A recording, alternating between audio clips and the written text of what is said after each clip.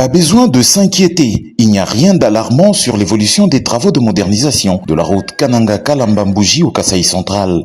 Ces assurances sont données par une commission mixte qui revient du terrain, composée des experts du ministère des Infrastructures et Travaux Publics, de l'Agence congolaise des grands travaux, du Bureau technique de contrôle, de l'entreprise BKA, du secrétariat général aux infrastructures et travaux publics, ainsi que de l'entreprise chinoise Cisco SA qui exécute les travaux. Cette mission avait pour objectif d'évaluer l'avancement de ces travaux par rapport au calendrier convenu avec l'entrepreneur. À son arrivée, la délégation conduite par l'ingénieur Eric Ngilo Makombela de la CGT a été reçue par le gouverneur de la province du Kasaï central pour un partage sur le projet. Sous la conduite de la mission de contrôle BKA, la mission a effectué une descente d'évaluation sur l'état actuel de la route en parcourant à peu près 35 km. Actuellement, l'entreprise Sinohydro, sous-traitant de Cisco SA, avance avec les travaux de construction de la base vie et le dégagement des emprises sur les 10 premiers kilomètres du projet. Un rechargement avec des matériaux d'emprunt sur 2 km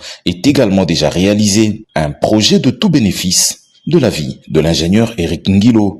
Projet exceptiennellement, par rapport à tous les autres projets, il aura un gabarit de 12 mètres avec 2 voies de circulation de 7 mètres, une fois 2, et 2 mètres et demi d'accotement de part et d'autre. Ce qui rend ce projet un standard élevé. Nous voulons tout à fait rassurer la population que le délai de 3 ans tel que défini par les autorités lors du lancement sera bel et bien respecté et que le standard final pour cette route est une route asphaltée avec un asphaltage de 5 cm de béton bitumineux.